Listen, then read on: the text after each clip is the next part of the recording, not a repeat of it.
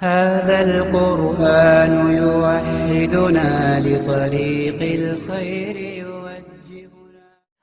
السلام علیکم ورحمۃ اللہ وبرکاتہ. بسم اللہ الرحمن الرحیم. اقم الصلاة ان الصلاة تنہی عن الفحشاء والمنکر. وقال النبی صلی اللہ علیہ وسلم عن ابن عمر رضی اللہ عنہما قال قال رسول اللہ صلی اللہ علیہ وسلم بنی الاسلام على خمس: شہادت ان لا الہ الا اللہ وان محمد رسول اللہ واقام الصلاة وایتاء الزکاة والحج وصوم رمضان. رواہ البخاری. محترم سامعین، اللہ تعالیٰ نے امت محمدیہ پر نماز کو فرض قرار دیا ہے. اللہ کے رسول صلی اللہ علیہ وسلم نے ارشاد فرمایا: بنی الاسلام علی خمس. اسلام کی بنیاد 5 چیزوں پر رکھ دی گئی ہے. شہادت اللہ الہ الا اللہ، سب سے پہلے یہ گواہی دینا کہ اللہ کے علاوہ کوئی معبود نہیں اور حضور اقدس صلی اللہ علیہ وسلم اللہ کے رسول ہیں. اس کے بعد سب سے بڑی جو چیز امت پر فرض قرار دی گئی ہے وہ نماز ہے. دن میں 5 مرتبہ امت محمدیہ پر نماز کو فرض قرار دی گئی ہے. اور قرآن میں ہم لوگ دیکھیں گے متعدد جگہ پر اللہ تعالیٰ نے نماز کا تذکرہ فرمایا ہے. چیپٹر نمبر 1 میں اللہ تعالیٰ سورہ بقرہ میں فرماتا ہے: وَاسْتَعِينُوا بِالصَّبْرِ وَالصَّلَاةِ. آپ نماز کے ذریعے سے اور صبر کے ذریعے سے اللہ سے مدد طلب کیجیے. اسی طرح اللہ تعالیٰ چیپٹر نمبر 2 میں سورہ بقرہ میں فرماتا ہے: یا ایھا الذین آمنوا استعینوا بالصبر والصلاۃ. اے ایمان والو، نماز کے ذریعے سے اور صبر کے ذریعے سے کیا کیجیے؟ مدد طلب کیجیے. اور اللہ تعالیٰ کے رسول صلی اللہ علیہ وسلم اپنے اہل خانہ کو نماز کی دعوت دیا کرتے تھے.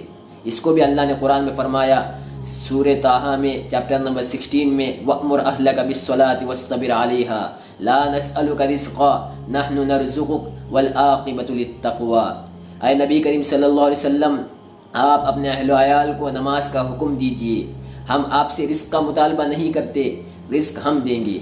اس سے معلوم ہوتا ہے کہ جو شخص نماز کی پابندی کرتا ہے اللہ تعالیٰ اسے رزق بھی عطا کریں گے اور اس میں برکت بھی دیں گے. یہ حضور اقدس صلی اللہ علیہ وسلم بھی حکم دیتے تھے اور پچھلے انبیاء کا بھی یہ شعار تھا. اللہ تعالیٰ سورہ مریم میں فرماتا ہے: وَاذْكُرْ فِي الْكِتَابِ إِسْمَاعِيلَ إِنَّهُ كَانَ صَادِقَ الْوَعْدِ وَكَانَ رَسُولًا نَبِيًّا وَكَانَ يَأْمُرُ أَهْلَهُ بِالصَّلَاةِ وَالزَّكَاةِ. اسماعیل علیہ السلام کا بھی ذکر کیجیے، بے شک وہ سچے اور وعدے کے پکے تھے اور وہ اپنے اہل خانہ کو نماز کا حکم دیا کرتے تھے. اسی طرح اللہ تعالیٰ حضرت عیسیٰ علیہ السلام کا بھی تذکرہ سورہ مریم میں فرماتا ہے چیپٹر نمبر 16 میں: قال انی عبد اللہ آتانی الکتاب وجعلنی نبیا وجعلنی مبارکا اینما کنت واوصانی بالصلاۃ والزکاۃ ما دمت حیا. حضرت عیسیٰ علیہ السلام فرماتے ہیں کہ اللہ نے مجھے وصیت کی ہے کہ میں نماز اور زکوٰۃ کا پابند رہوں. ہو سکتا ہے امت محمدیہ کے علاوہ تمام امت جو موجود تھے ان کے نماز کے طریقے میں کوئی کمی بیشی تو ہو سکتی ہے، رکعات کے تعداد میں کمی بیشی تو ہو سکتی ہے، لیکن نماز پچھلے انبیاء پر بھی فرض تھی اور امت محمدیہ پر بھی اس کو فرض قرار دیا گیا ہے. ہمیں چاہیے کہ ہم اپنی نماز کی طرف توجہ دیں. ہم لوگ دیکھتے ہیں کہ بہت سارے لوگ، خاص کر کے نوجوان طبقہ، نماز سے بہت دور چلا گیا ہے. یہ نماز ہی ایسی چیز ہے جس سے انسان گناہوں سے بچتا ہے. اللہ تعالیٰ فرماتا ہے چیپٹر نمبر 21 میں: اقیم الصلاۃ. اے نبی کریم صلی اللہ علیہ وسلم، آپ نماز کو قائم کیجئے. ان الصلاۃ تنہی عن الفحشاء والمنکر. بے شک نماز بے حیائی اور برائی کے کام سے روکتی ہے. نماز کی بڑی اہمیت ہے. اللہ کے رسول صلی اللہ علیہ وسلم حضرت بلال سے فرمایا کرتے تھے: قم یا بلال فارحنا بالصلاۃ. ابو داؤد کی روایت ہے: اے بلال، آپ کھڑے ہو جائیے اور نماز کے ذریعے سے ہمیں آرام پہنچائیے. ہماری حالت اس طرح سے ہو گئی ہے، ہم نماز کو چھوڑ کر آرام حاصل کرتے ہیں. صحابہ اور حضور اقدس صلی اللہ علیہ وسلم نماز کو ادا کر کے اپنے اندر آرام محسوس کرتے تھے. نماز وقت پر فرض قرار دی گئی ہے. اللہ تعالیٰ فرماتا ہے چیپٹر نمبر 5 میں: ان الصلاۃ کانت علی المؤمنین کتابا موقوتا.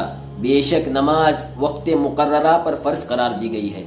ایک تو دن میں 5 وقت کی نماز کی پابندی کرنا ضروری ہے، دوسری بات اس کو وقت پر ادا کرنا ہے. یہ آیت جو میں نے ابھی تلاوت کی یہ جنگ کے موقع کا ہے. جب جنگ کے موقع میں اللہ تعالیٰ نے یہ وہی نازل فرمائی کہ اس موقع پر بھی آپ کو نماز کی پابندی کرنی ہے اور وہ بھی وقت مقررہ پر کرنی ہے.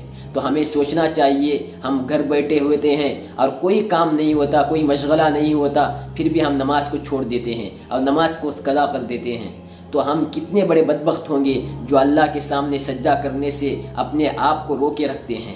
قیامت کے دن جو بہت سارے لوگ جب جہنم میں جائیں گے تو جہنمی ان سے پوچھیں گے. چیپٹر نمبر 29 میں اور سورہ مدثر میں اللہ تعالیٰ فرماتا ہے، وہ فرمائیں گے ما سلککم فی سقر، تمہیں کس چیز نے جہنم تک پہنچا دیا؟ وہ کہیں گے قالوا لم نک من المصلین، ہم لوگ دنیا میں نماز پڑھنے والے نہیں تھے، ہم نماز پڑھنے والوں میں ہمارا شمار نہیں ہوتا تھا، اس لیے ہم جہنم میں آ گئے.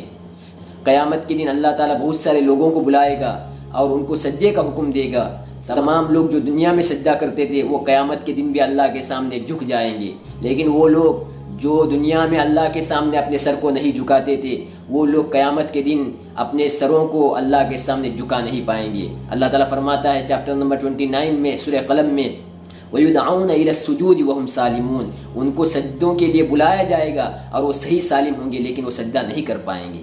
اس لیے ہمیں نماز کی طرف بڑی توجہ دینی چاہیے. اس نماز کو ایک تو پابندی سے پڑھیں اور اس کو اپنے وقت پر پڑھیں.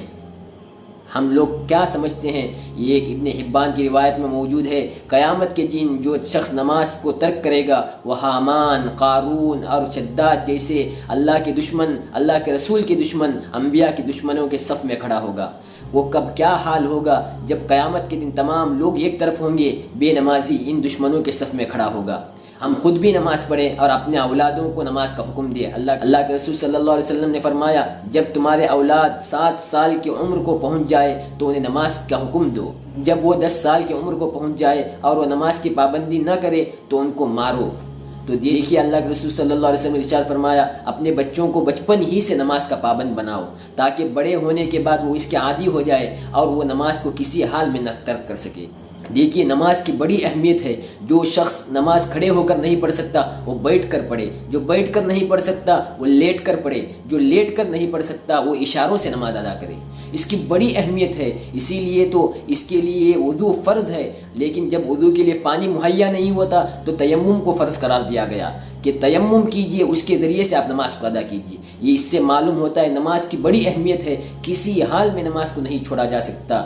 جو آدمی نماز کا پابند رہتا ہے اللہ تعالیٰ اس کی زندگی میں برکتیں نازل فرماتے ہیں اور اس کو اللہ تعالیٰ خوشحال زندگی نصیب کرتے ہیں. لیکن جو آدمی نماز کو چھوڑ دیتا ہے ہو سکتا ہے دنیا میں وہ خوشحال رہے اور ہو سکتا ہے کہ دنیا میں اللہ تعالیٰ اسے مال دے، لیکن آخرت میں اس کا انجام بہت برا ہوگا. بہت سارے لوگ یہ کہتے ہیں کہ میں مسجد کو نہیں جاتا، تو اسے سوچنا چاہیے کہ اللہ نے تم سے توفیق کو چھین لیا ہے. تم کون ہوتے ہو مسجد نہ جانے والے؟ اللہ نے تو تمہیں مسجد میں بلانا ہی پسند نہیں کیا. تو اللہ سے ہمیشہ توفیق مانگنا چاہیے اور نماز کی پابندی کرنی چاہیے. خود بھی نماز پڑھیں اور اپنے اہل خانہ کو بھی نماز کا حکم دے. اللہ سے دعا ہے کہ اللہ تعالیٰ مجھے اور آپ سب کو نماز کا پابند بنائے. وآخر دعوانا الحمدللہ رب